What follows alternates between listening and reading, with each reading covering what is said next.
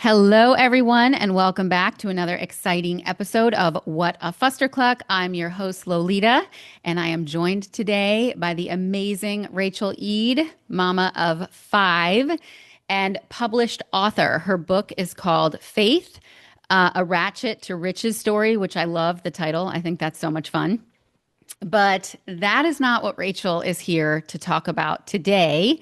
Although I do want you to check out her book, so I will put that in the show notes. But a little background on Rachel and how I came to discover her on social media of all places, right? I have such a love hate with social media, as everyone knows.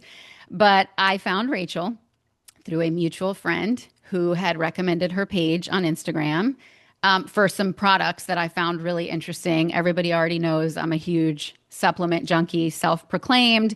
And that's how I came upon your page. And what's interesting is not long after I started following you, I noticed that you had put up a post about how you had made the decision to remove your breast implants, which I am sure was not an easy decision. And since it's October and Breast Cancer Awareness Month, I do want to highlight that wasn't necessarily your reason, and we'll get into some of what that was. But I did think it was important to talk about all things boobies this month. And I just loved your story, how open and transparent you were about it. And I just think more and more people need this information. So I'm hoping that following the conclusion of our podcast episode today, that we will be able to provide that to anybody who is curious or looking for resources or answers. So Rachel, feel free to give a brief intro aside from anything else I said, and then we can dive in. So I am a mom of five. My oldest will, fingers crossed, be getting her driver's license today. Um, Nice. we are currently living in Tennessee by way of South Florida. My husband is an entrepreneur by heart, and we do things in the tech space. I have always had a very strong pull to the wellness industry. There was a time where we collectively worked in third-party testing, so product integrity, um, toxicity, all those things have just become something in the very forefront of my mind over the last decade. And then, of course, having kids that brings on a whole nother level of, okay, what am I putting in my body? What am I using around my family? And what does, I know wellness kind of gets a muddled look when people are saying, "Oh, I'm a wellness person. I'm non-toxic." And I've quickly peeled back from that. I love the wellness industry, Mm-hmm. but I realize that when you try to tell somebody that you're non-toxic, it's just like you're going to lose them instantly. So that 80-20 toxicity is probably where I land. Mm-hmm. Uh, I think that's fair in most things, and that's kind of how I look at the plastic surgery, implant, Mm-hmm. all of those beauty and wellness products. So that's where I am. Okay, awesome. Well, thank you for adding that extra layer. So let's go all the way back to when Mm. you first actually decided to get the breast implants. And a few things I want to focus on specifically is number one, how old were you at the time? Two, what was your lifestyle like at the time? And three, what were the driving factors in your decision? Sure. So 20 something sorority girl at Florida State, Rachel, was living in her sorority house. And the thing about a lot of my roommates were they were all part of this culture where their parents gifted them breast implants. I did not come from that culture. I did not come from that friend group, and I certainly did not come from that parentally. Plastic surgery was something that nobody in my family had ever been part of, had ever discussed, and certainly not implants. But seeing these girls coming home from summer break or Christmas break with these beautiful new boobs, it just created this desire and almost like this I FOMO. don't want to say, yeah, big time FOMO. And then we're also part of the Carmen Electra, Jenny McCarthy Yes. genre, and I love those women. I think they were so important to us at that time. Mm-hmm. But one of the girls, being from South Florida, used a plastic surgeon down there, and I basically said, I have to do this. I started to feel definitely self-conscious about my small A chest, and I felt like in order to compete in the times at Florida State, implants were definitely something that I saw as top tier. So Mm-hmm. she gave the name of her surgeon, and my parents were so against it, almost to the point where I didn't want to tell them. Mm. Um, I would say that there was no shame. They just really tried to warn me against the medical necessity or lack thereof. Mm. So my now husband actually was part of this process. He drove me to the appointment. He took care of me afterwards.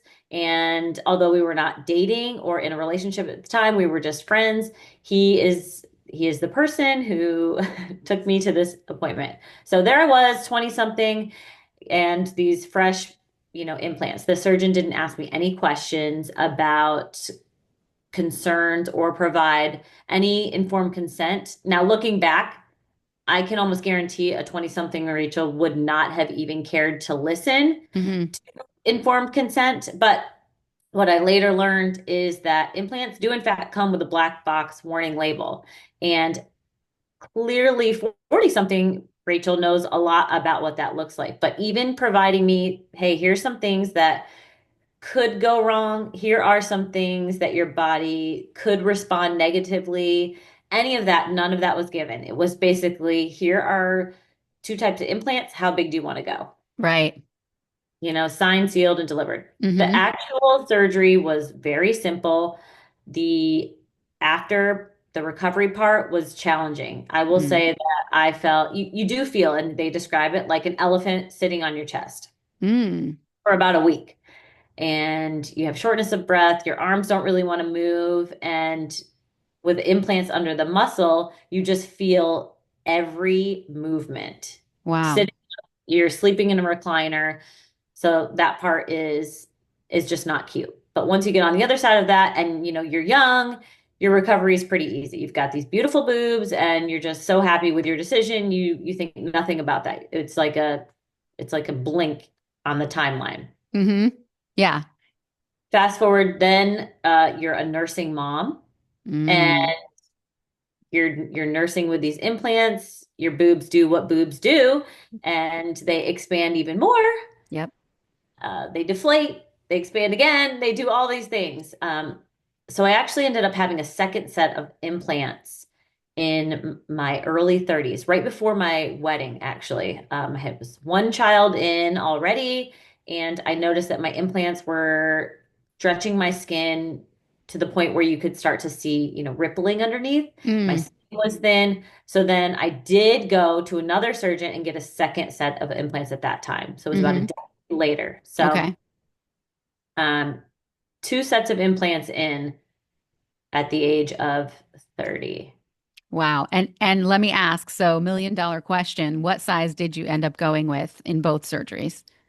So the first surgery was a full C, probably could have been a small D, but when I went back the second time, I made the decision to allow the surgeon to use his discernment while I was Mm-hmm. under and just what would look best with my body, knowing that he kind of leaned towards the larger size. So I came out of the second surgery with a full D.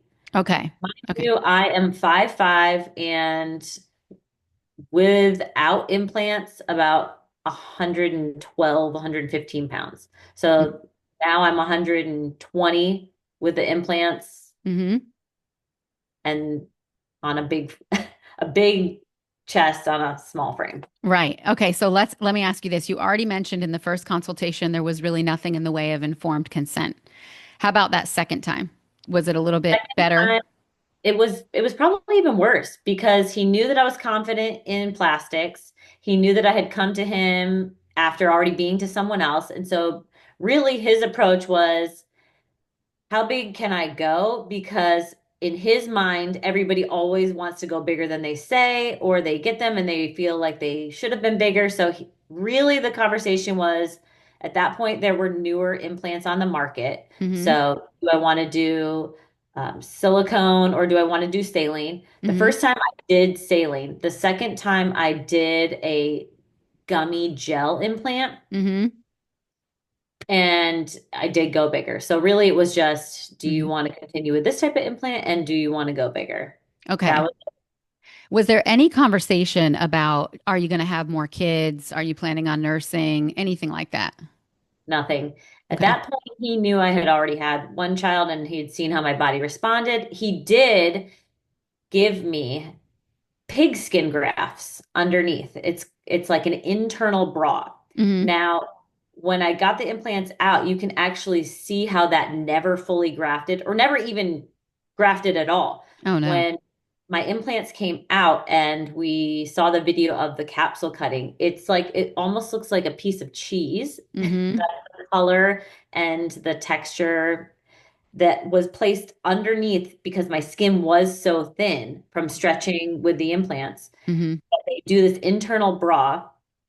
So he said, we can do this that will provide extra support. You won't see that rippling underneath.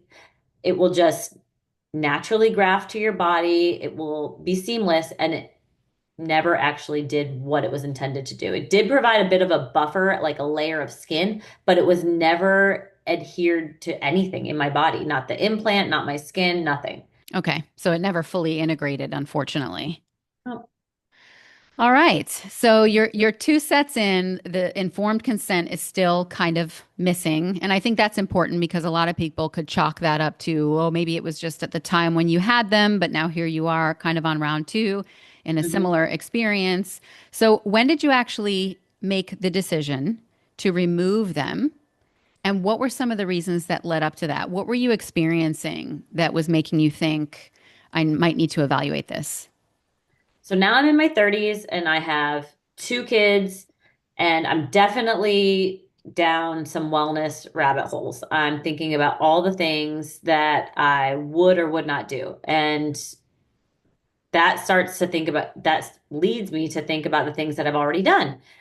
At this point, I see a friend who is talking about breast implant illness. So I'm about 33, 34 at this time, and Mm-hmm. she's talking about her experience with her implant. Now, hers were leaking, mine never leaked, and she's describing how she's feeling a wide range of symptoms. As for me, I started to feel number one, and this is what's tricky, and I know some people will struggle with this as well. You're a mom of young kids. You're getting older. I'm not 20. I'm in my mid 30s now, and I'm a mom and I'm working. And so life is different. So of course you're tired, but I'm excessively tired. You Mm-hmm. have brain fog, but I have excessive brain fog. My vision, my vision annually was just getting like significantly worse. And I felt like, is this normal at this age for my vision to be deteriorating so rapidly every time I get a check? Um, my skin, no matter what I tried, treatments, uh, peels, cleansers, sun, no sun, my skin was just extremely dull, gray. And then on the physical side, I was having a shortness of breath all the time. At some point, I thought like maybe I was even having a heart attack because I was feeling tingling in my arm Mm. and I could never catch a full breath. Um, when I would work out, I would feel my heart just accelerate and have so much so that I went to a cardiologist. And all these things just started piling on. And I thought, I do all the things. Yeah. I eat well, I work out, I really try to live a very clean and healthy lifestyle. So does my body feel like it's just failing? Yes. My back was constantly in pain. Um, chiropractic adjustments would stick, but they were only short term because I'm carrying this weight on my chest. Mm-hmm. So there were years where I just went back and forth, like, is it just because I'm carrying kids, I'm taking care of kids, I'm getting older, or is there something happening in my body Mm-hmm. that now I'm seeing the outward signs of what's going on inside. So a friend told me, sometimes your body whispers and you really don't want to wait for it to scream. And I thought, this is my body whispering. There's something else going on. So I went to a thermography scan and I have never done a mammogram. At this point, I was like, let me try this thermography. It's a thermal imaging of your whole body, and you can see Mm-hmm. spots of your body that light up red from excessive inflammation or toxicity or things like that. And my whole chest and neck area just lit up with red. Wow. The person doing the scan said, it's not guaranteed. It doesn't show that your implants are leaking, but there's something going on there. Your body's angry in this area and you're Mm-hmm. holding a lot of inflammation here. Like I could not detox it. So that's when I joined a Facebook group specifically sharing education and experiences from breast implant illness. And from there, I knew ultimately it was a matter of time, but I had to wrap my head around it mentally because there was still that vanity component Yeah.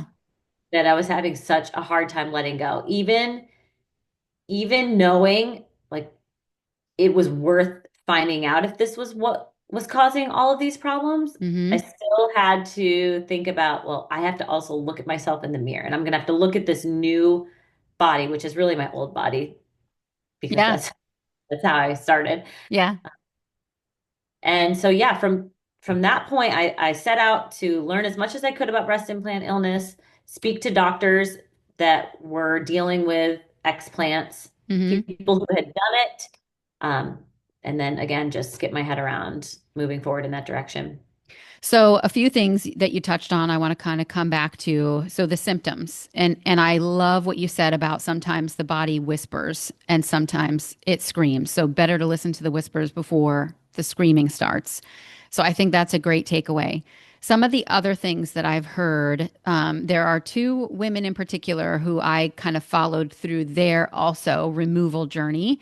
And I remember one of them, similar symptoms to you, but also, there was an autoimmune diagnosis that was inexplicable. Again, no one else in this girl's family had anything. It didn't appear to be genetic.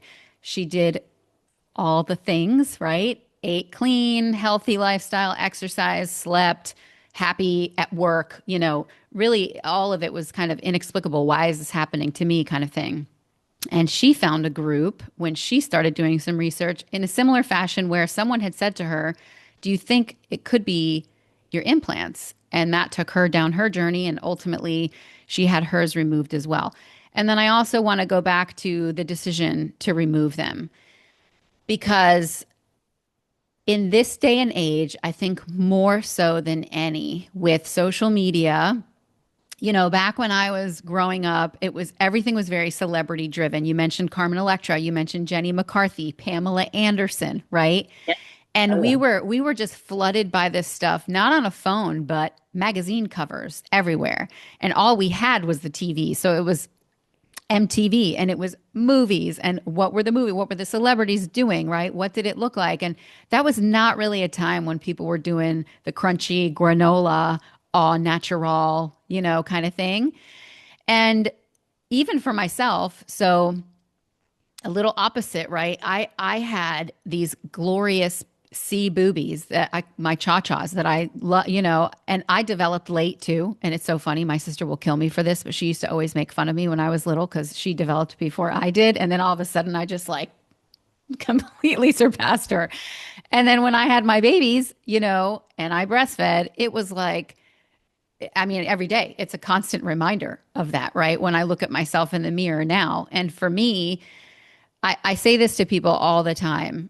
If I could do it completely risk free, I would probably totally do it, right? Because who doesn't want to look their best, feel their best, and in this day and age with social media and filters and everything else, it's like you just want to look as good as you can for as long as you can. And there is just something to be said for the silhouette of a woman and how we all feel about how we look. And oftentimes it's kind of the world sort of screaming at us of this is what's normal or this is like what you should aspire to be. And I'm just thankful that it seems like we're starting to kind of come into an era now where it's like do it if you want to do it, don't do it, right? But one of our big takeaways from today is going to be the research component. So we have already said you were really kind of lacking in your informed consent. And I'm hoping that maybe nowadays more and more doctors are doing a better job of this. But this episode is in no way to shame anyone who has implants now. We are not trying to drive people to get all the things removed, right? For sure. No, But what it is about is if you haven't yet gotten implants, think about the informed consent piece that we're talking about here today. Try to make sure that you're in the healthiest state you can possibly be in before you get them. Do your research on the surgeons, but also know what to look for after you've made the decision to have them and what some of those symptoms might look like, and just be kind of prepared, right, to have to maybe one day make that decision. that's so important because I know a lot of things get labeled as autoimmune. Mm-hmm. I was getting blood work back repeatedly that was showing, my thyroid and Yeah. unexplainable autoimmune and inflammation in my body. And I just thought, what else could there be? Like I have to really dig a little bit deeper. Mm-hmm. And I think a lot of times I've spoken to women who've had similar thyroid issues and Hashimoto's and fertility issues. Yeah. And things really are not always, definitely not always, but a lot of times if you have implants, that your body is fighting against that foreign body every single day. Mm-hmm. And it doesn't mean that it's leaking. It doesn't mean that there's anything inherently wrong with the implants, but it does mean your body is not happy. It's not recognizing it. And it is that slow whisper. Mm-hmm. I use the analogy again that I shared with you. It's like if you leave, it doesn't matter which type of implant. Mm-hmm. It could be the cleanest, the best, the newest, whatever is on the market. It's like leaving a water bottle in your car in South Florida when it heats up to 100 degrees because your body, you're working out, your temperature's going up. So Yeah. your body is heating and those implants are slowly breaking down, Mm-hmm. regardless of what they're made of. Mm-hmm. It's just the reality. And any doctor should agree that that is true. Mm-hmm. Um, you're not going to avoid the breakdown of that product. And so over time, your body is responding to try to protect you. And that's why when looking to get your implants out, having a full capsulectomy is so, so important because it is the only way your body does form a Mm-hmm. capsule around these implants Mm-hmm. as a layer of protection. And removing that clears your body and completely removes the toxins that have potentially leaked, any matter that could have leaked, and all that encasing that your Mm-hmm. body has tried to basically use to protect you over the years of those implants. That was so eye-opening to me because I think we're going to talk about this, but the first surgeon that I went to was not in favor of explant, hardly acknowledged that it was a necessary surgery, did not believe breast implant illness existed, thought it was a made up thing on the Mm-hmm. internet, Sure. um, Yeah. and would not have done the procedure that way. Mm-hmm. So before we move into that particular piece, I think this is a good time for us to talk about when did you make the decision and how did you go about finding, let's call it the right surgeon to do the explant in the way that you wanted it to be done, where you can assure yourself that you're getting out as much as possible. And I also want to talk about how you had this conversation with your kids and your spouse, and how did that go? So I made the decision in 2018 that I was going to be moving in the direction of getting my implants out, but I just needed to find the right time. Of course, at this point, I have 5 kids, Mm-hmm. and the youngest one is less than a year old. So finding the time for me to go under and heal from surgery was just Yeah. a whole thing in itself. And then finding a surgeon that I felt comfortable with, finding somebody that was going to do the procedure the way that I felt it needed to be done. Mm-hmm. Luckily, South Florida is an amazing place for that because there are at least a dozen explant surgeons that are exclusively performing explants. Mm-hmm.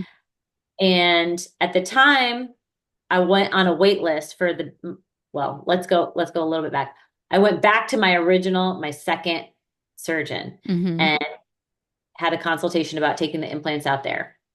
I was pretty much laughed out of the consultation. He suggested that we just do an in-office poke, let the implants drain out, My and God. then Thursday I would be miserable. I would hate the way I looked, and I would come back and he would just reinflate them. I don't know in what world that was ever going to be an option, but after my husband and I left that consultation, I just pretty much knew that they had to come out, number one. Number two, I would never be a patient of his again. And number three, it was even more obvious that they felt threatened by the nature of the conversation. Mm-hmm. Like they felt that the industry of implants was going to implode because now people are speaking out against it. And I don't think that's it at all. I think there's Correct. plenty of scenarios where Yeah. people can go have plastic surgery and even implants and have no issues. Yes. But everybody responds differently. Yes. Medicine is never a one size fits all. Mm-hmm. But when I met with Dr. Dev, he was at the time at a plastic surgeon facility called Aqua, and they Mm-hmm. had two offices, one in Jupiter and one in Miami. And when I had that consultation, I instantly felt like I was going to have the result that I wanted. I knew that he was the person that understood what needed to be done, how to make my body look the best afterwards, Mm-hmm. how to perform this surgery the safest, cleanest, all the things. Mm-hmm. And I got very, very lucky because I was on a wait list.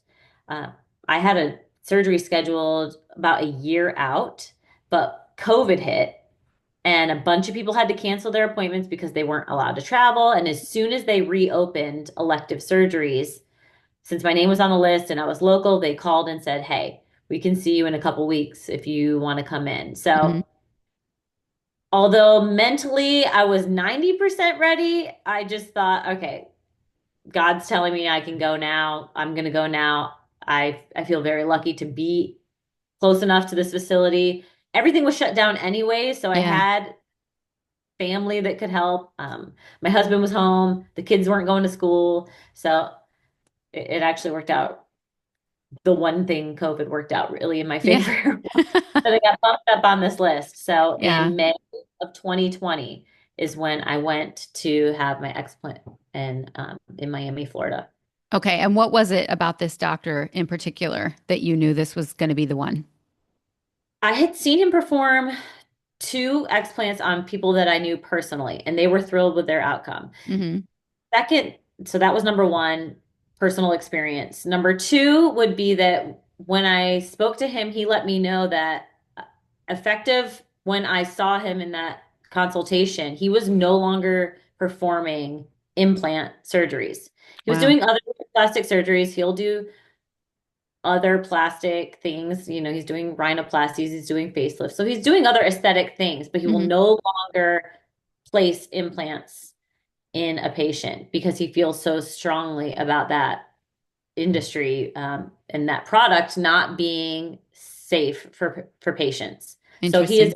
exclusively doing reconstructive and explants. Okay.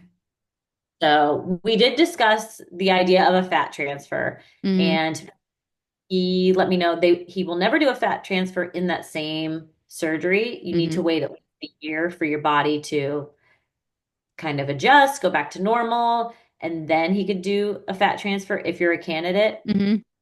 I, fortunately or not fortunately, was not a candidate for that. Yeah. Mm-hmm. Mm-hmm. So So that is a that's good option for some people. mm-hmm. Mm-hmm.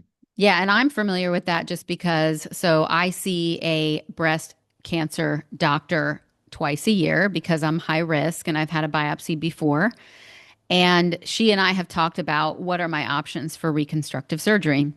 So I had an aunt who had, it was called tram flap, which, not to gross anybody out, but essentially they're taking muscle from your body and they're molding it into breasts. And apparently they don't even do that particular surgery anymore. And to your point, not everyone is a candidate for it. So fortunately, unfortunately, you have to be of a certain weight, have a certain BMI to even be a candidate, even for the fat transplant one, or, whether they're going to use some kind of, let's say, muscle molding. And I think about it all the time because, again, going back to I would love to put implants in and like have my old boobs back, right? But for me, I'm so conscious of my family history for cancer, and I am just very cognizant of putting anything into my body that could trigger that kind of inflammatory response, right? Now, again, if they made them 100% safer, yeah, like I would probably sign me up tomorrow. But for me, I just have to weigh those pros and cons, and that is ultimately what has pushed me to not get them at this point as badly as I want them. It's really just that fear for me of, I get screenings multiple times a year, and I just think at this point in my life, I'm 45. If I got them in now and God forbid something happened and I just had to get them right back out, what am I doing? But you mentioned even the younger you. Would you even have listened if the informed consent thing came up? Maybe not. I do think, though, that regardless, it's still such an important conversation to have. So, going back to if you are someone considering breast implants, reiterating the fact that finding the right surgeon is so crucial. And I think you'll know if you have found that right surgeon by whether or not all they care about is the cosmetic aspect, but they do nothing to talk to you about the things that could go wrong, what you can expect, the maintenance, which you and I talked about this offline. How many of them are even having the conversation about maintenance? How many of them are following up with you to remind you, hey, you've had these in for this long. Maybe you should think about getting them replaced or whatever. And I do want to go back to, so I have to bring this back up for anybody who kind of listened to you say it too fast. The fact that you went to your surgeon and he thought, let me basically pop these things, let it drain into your body. I'm so skeeved that a medical professional would even make that recommendation. It's like, talk about, all the red flags. What a crazy thing to even suggest, so that in and of itself completely explains obviously why you wouldn't go to that person to have them removed. But you did mention, the removing of the capsule. So one thing I want to ask is, some implants go under the muscle. What is the other option for implants? Over the muscle, obviously. Over the muscle, yeah. Okay. And mine were under the muscle both times. Is that And so because it's a more natural look? Like I what think comes it with is, that?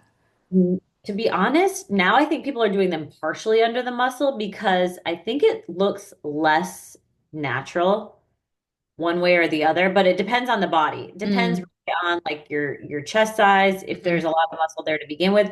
I had no upper chest. hmm Muscle there was very small. So for me to go under, that was going to give me the look, the full round Okay. look that I wanted. Got For it. some people, they have that fullness on the top, hmm so they don't need to accommodate either direction. hmm hmm Um, but the capsule forms either way, Okay. whether it's on top or on bottom. Your body's going to form that capsule completely around the implant, no matter which way it goes. hmm I think And that's they're scar tissue? yeah, and Okay. it can be challenging depending on the placement because if the capsule is attached to the muscle. hmm But if you watch, if you go down the rabbit hole of explants, there's a ton of surgeons who will show you a ton of videos, and you can watch capsule cutting ceremonies until the days are long, and you will see how meticulous they are in removing and then clearing that full pocket out so that you are as back to normal. I say Mm-hmm. normal, Mm-hmm. back to zero as you would be without the implants. And Okay. I would also say since I've had my explant, I have had several friends get implants Mm-hmm. for the reasons that you're sharing because they've had kids and they do want to go back. But we've had amazing conversations where I'm not trying to talk them out of it. Yeah. I just want to know, and they come to me and they say, "Okay, I'm going to do this because I've always wanted to, and it's something that I feel like I will, like the way I look better, whatever their reasons are." But they said, but they want to know is what should I look for? Mm-hmm. If something starts to go wrong, like what are the signs? What are the symptoms? Because at the same time, they're like, I'll just go get them out. Yeah. And yes, it is a reversible within reason process. You Mm-hmm. can get them out just as easily as you can get them in. Your body's Mm-hmm. going to have to go through some detoxing and there's a repair and there's always the going under anesthesia part. But Yeah. those conversations with them just allow them to know, even if their doctor did not share, here's what I experienced. Here are some things that, it's easy to mistake them as I'm just getting older or I'm tired or my body is not young or all the things, but Yeah. Menopause, still, yeah, perimenopause. Like the it's symptoms, so I think, challenging. can often be similar, right? Mhm. Let's focus on what your recovery was like in comparison to when you actually had the implants put in. So tell me how you felt, what was the experience like going in? What was it like coming out? And then a week later, a month later, et cetera. I was so shocked. And this is not the experience for everybody, but my recovery with an explant was night and day easier than getting the implants. Mm-hmm. And even with having 5 kids at home, I had help. You're not supposed to lift anything over 5 pounds. Mm-hmm. You do have drains, Mm-hmm. and I think the normal drain time is 5 to 7 days. I had to go 10 days because my body was still creating things that needed to be flushed out. So I Mm-hmm. had 10 days, plus I had it over a holiday weekend, Mm. Memorial Day. So, medical people, they just aren't going to come in for you. Yeah. They don't have to. So we did 10 days of the drains, but honestly, I remember so clearly waking up the first morning after in my bed, and I was wearing contacts up until this point. My vision was not awful, but I had to wear contacts. Mm-hmm. I remember opening my eyes with no contacts in and seeing. Oh my gosh. I could really see as if I knew I didn't have my contacts in because I had come from surgery and I had worn my glasses, but Mm-hmm. I opened my eyes and immediately I could see. Things were brighter. My vision was crisper, clearer, and I thought this is a joke, right? Like this could not Wow. really be happening. My brain is playing tricks on me, Mm-hmm. and I haven't worn contacts ever since. Mm-hmm. Um, so it's That's been five crazy. years, and consistently my vision has stayed improved. So that was the first thing that I remember about my recovery. Like I said to my husband, I'm like, even if this is the only thing that improves, like this is so worth it to be able to Yeah. open your eyes and see, not have to go put contacts in my eyes or grab glasses. That was amazing. I also remember that it wasn't the first day, but it was probably around the 48-hour mark that I was just filling my lungs with air Wow. because nothing was sitting on my chest, preventing that full breath, which I Mm-hmm. was so forgetful was even a thing. I thought, okay, I'm only going to get 75%. My lungs are just not going to fill. There's too much sitting on top of my chest. But that full breath, I just felt instantly lighter.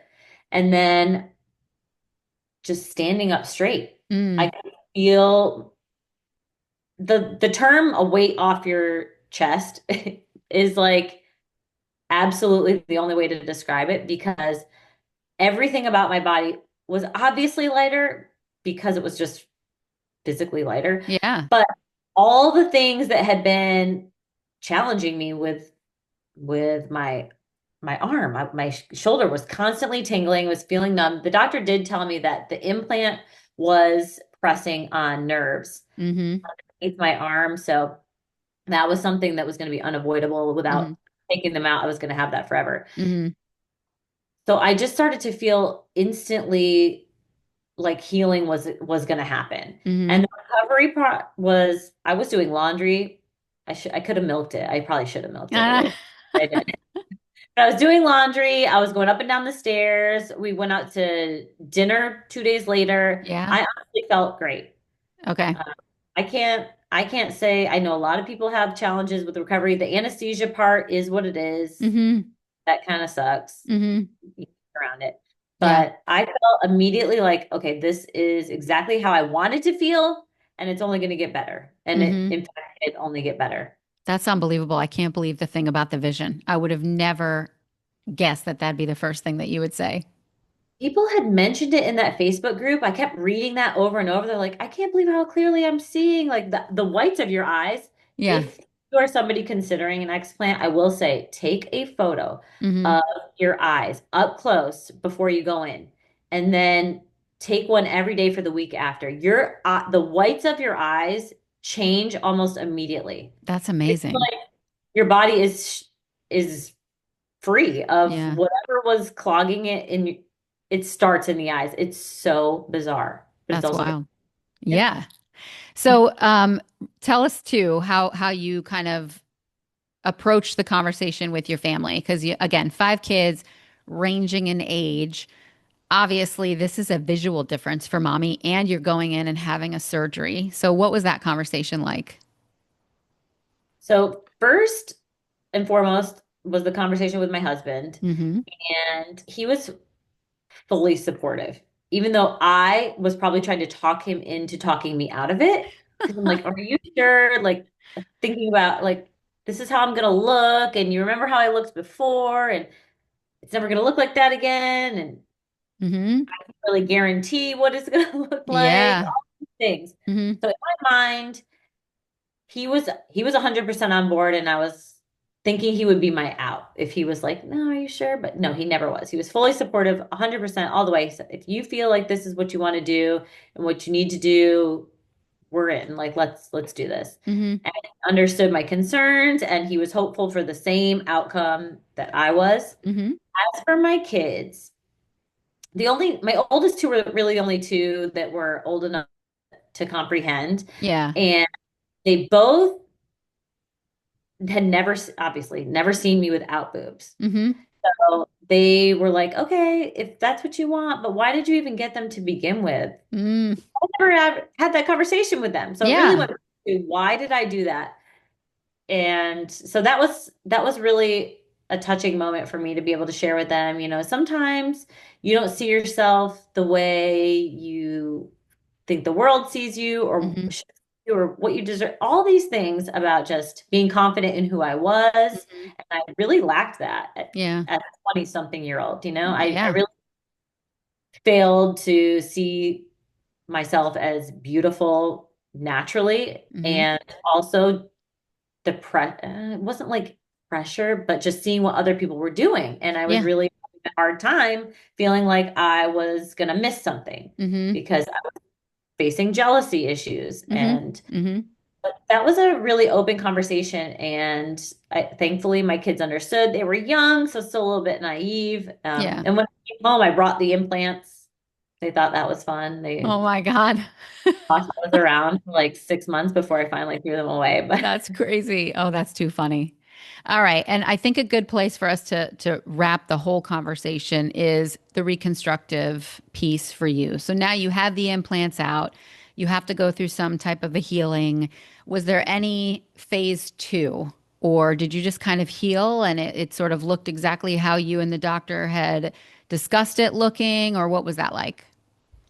I know this is also not the case for everybody because I've had friends who've had to go back for a second reconstructive. Mm-hmm. I healed, they tell you to wait a full year before you see your results. And I had a lift because there was an excessive amount of skin. Yeah. So what I ended up with was an anchor scar. Mm-hmm. And they do they do change your nipple size. You basically get to pick a cookie cutter Oh, wow. shape size, like Pick your choose. nipple. Yeah, Yeah. exactly. You can keep your big ones if you want. You can make them real tiny, but it's literally a stamp cookie cutter. So you get your nipple size. Mm-hmm. And the scarring. is so very minimal that the only thing I really had to do that they encouraged me to do was massage and cupping to Mm-hmm. help that area and that blood flow and that tissue Mm-hmm. just to fluff itself back up. Mm-hmm. Actually, that was probably the most uncomfortable part of the whole process because breaking up that scar tissue Oh again, yeah. it sounds like, when you get those packing bubbles, Yes. those are so satisfying, right? Yeah. But that same sound Oh when you my are gosh. pressing against the scar tissue to break it up, Uh-huh. like the first 3 months after your surgery, to prevent it from hardening or just not Yeah. moving. Mm-hmm. Mm-hmm. So doing that, after 6 months, I started to see what was probably going to be my full result in as far as fullness. Mm-hmm. I kept hoping I'd fluff up a little bit more, but that was not the journey for me as much as I Yeah. tried. Yeah. Um, Yeah. And so so that was like your physical therapy routine, so to speak, right? The yeah, massaging and everything else. Yeah. Was that painful? it was painful. I did also, there is a detox component as well, Mm-hmm. just to make sure your body is clear from all the things surgery related, and then Yeah. as much of whatever is left over.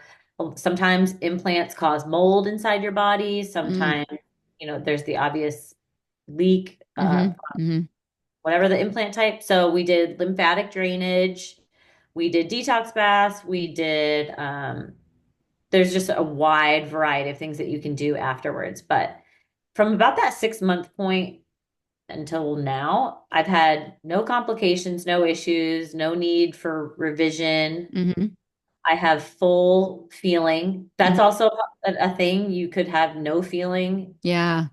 Nipples could be completely desensitized. The nerves could never reconnect, that Mm-hmm. type of thing. Mm-hmm. I was very lucky there. Mm-hmm. Um, I think that speaks to the healthy component, right? Like the healthier you are going into surgery and the healthier you can keep yourself after, I think helps with the healing overall. I did wait, and I know that this is some women will have to face this. I did wait until I was sure I was not going to have any more children. Mm-hmm. There was that possibility that if I wanted to have another child and I wanted to attempt to nurse, Yeah. that would may or may not happen, and there was no way to predict that. Yes. That's definitely something to have a conversation with a doctor, or to think through if you're on the fence about it and Mm. you're still in your childbearing years. Mm-hmm. But I was definitely done. So I don't know if that component is still working or if it Yeah. will. Maybe, probably, I Well, don't know. since you're done, let's hope you don't have to find out. Right. But So I also want you to share really quick too that x-ray that you told me about. So the before kind of and after and what a difference it made in your spine. yeah, I had seen my chiropractor to just to kind of get some baseline prior to the explant, and my neck was at a -8. And he told me your neck is supposed to be at a 45-degree angle. Hmm. I didn't know that. I thought probably 0 was where you're supposed to be. So I figured -8 wasn't so bad. Wrong. Within just a short amount of time, probably 12 weeks from the surgery, I had already gone from -8, almost halfway to 40. I think it was halfway. I have to look back at the x-ray. I don't Hmm. remember the exact number. But all that to say, it was no additional adjustments. It was very Hmm. standard what I had been doing weekly. It Hmm. was just that my body could never fully recover because there was that weight that was just, you would think that having implants for so long, your body would adapt and then you could be perfect. Yeah. But that was just not the case. My body was not made to hold that amount of Hmm. weight. And I think that speaks to not just the implants, but just keeping a healthy balance in general. Like Yeah. anybody who's dealing with something that maybe is out of balance, Hmm. weight wise or structurally, Hmm. your body really is made to work, and it's made to work well when you do the right thing. So Yeah. Yeah. I mean, I know girls with naturally, well endowed who've had yeah, reductions for that reason because of the back problems, right? yep, And they were born with it that way. So, and they would just say like what a huge no pun intended, but like weight off their chest. It was when they had the reduction. Even older women too. Like if you're well and down, you're carrying that all throughout your life. I know women who've been in their 60s and had it done and been like, I wish I would have done this sooner because they've been kind of hunching for so long and carrying that extra weight for so long. So we could probably keep talking about this on and on and on, but I feel like this is probably a good stopping point. But I want to be able to just close out with a few things. And then I also want you to be able to talk about your doctor that you went to again and any references there. Anything you can't think of, Rachel will share with me and I can put it in the show notes. So the Facebook groups and so on, but just tips for people if they're thinking maybe they might have some ailments or they're experiencing some issues and they think it might be related, how you go about finding the Facebook groups and such. But again, I want to just drive home the point that the purpose of this episode is not to shame anyone out of getting implants or to shame anyone into getting implants removed. We all have our reasons why we do things. I think the most important thing is that you love and are confident in yourself as much as possible, with the understanding that none of us were meant to be perfect. We're all going to have some flaws. Trust me, there's a million things I wish I could change about myself, but I'm honestly just too much of a scaredy cat. But if I'm being honest, otherwise I would do all the things. But just this is just to put it out there that there are many women now who have spoken out about this, who had all of these mysterious symptoms, whether it's just your body in responding to some inflammatory thing, whether it's autoimmune, like you said, visual, back pain, brain fog, fatigue, illness, so many different things, and just never kind of putting the two and two together that, hey, this could be these implants because no one's really telling you about that. And so my biggest takeaway is just remembering that before you ever do anything to your body, make sure you do your research. Get a second opinion. Talk to family and friends. Try to make sure that your body is in the healthiest state it could be in, regardless of whether you're having something put in or something taken out. And just do your own research. Don't jump at the first opportunity. And I know that's easier said than done, but my biggest thing is making informed decisions. So I would say that's my biggest takeaway. And anything you'd like to close with? I would just say to remember you are always the expert of your body, no matter who you're talking to, and you deserve to find a medical professional who is going to listen and who's going to answer all your questions and who's going to take you seriously. It's and not dismiss any of your concerns. Mm-hmm.